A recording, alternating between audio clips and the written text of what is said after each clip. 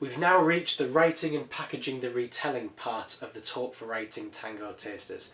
It's our final video as it involves taking all the stuff the learners have done so far and putting it into a place where they can understand what they've done and you can assess it.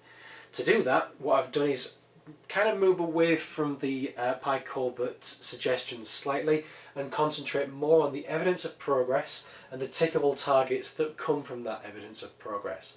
So I'm going to go a bit of a recap of what we've done so far by moving to the next page and showing all the different things that the videos have looked at within each part, within each episode. We've done things like the story maps, the dartboards, the collaboration, the structure elements, the story mapping that's more about the washing line stuff, but it's really about writing, as we know. So what I've done for this is to go, okay, let's take a visualiser and let's record some of the learners actually writing something. You could do it yourself, modelling good practice, or if you can work it out with the way your school works, maybe actually get a visualiser or webcam over one of the learners and watch them physically writing, using all the stuff they've amassed so far, both digitally and physically within the classroom, and getting them to write. The video I have here is of me just going off and trying to reimagine parts of the story of the sheep and the goat in a way that shows creativity on my part, the learner's part, but also can highlight the parts I may be doing right, wrong or indifferent. So if I am writing like this, it could be that if it's live and not recorded, we could have two learners. We could have one learner trying to find images to express what it is that the learner A is writing, learner B is putting on the board. It could be that learner A writes something, learner A comes to the board and looks through all their amassed resources that they've put together so far and tries to illustrate, packaging what they've done. It could be that they put the image on the board first and then write. Any way to get them to see that the toolkit that they've been working on over the past however many lessons is of value to them writing and aiding their memory in doing so. So as I write, effectively it's a case of making sure, if I'm talking about mountain homes, it's the issue of human expansion that's caused the issue, well, that's relating back to the Talk for Writing stuff.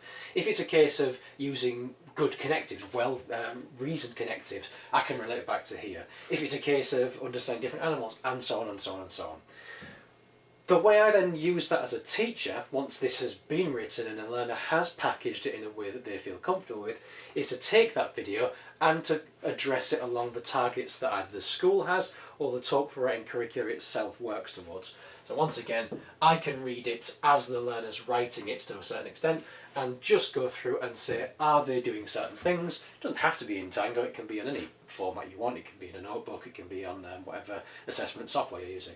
But I'm effectively just going to go yes, yes, because I've seen it there, yes, not so much that part, maybe this bit, and work towards it so that anytime I go, yeah, I'm happy with what that's representing, but the reason I'm talking about an outcome 2 not being right is because if I snap from that, I can say, bring out one there and say, well, actually, it's this part that's started. You've not, that's a bad word. Let's use something else. And then mark as you would. So if it's a case of just using, symbols to suggest the letter to themselves, or writing some notes to say that's what it is, you can create quite simply a whole load of feedback for the learner to then take from this off the back of their video and pass them. It's also hopefully saving you time in how you're marking this rather than just going through book after book after book. You can see all their stuff from a page like this into a video like that, out like this, and you can get the learner to come back to the screen, look at what you've done there and annotate and change it themselves on the screen. It could be that you want to take each one of these individual elements and send it to them either as a screen grab or a PDF by exporting there or going to pages and PDF from there. It's up to you.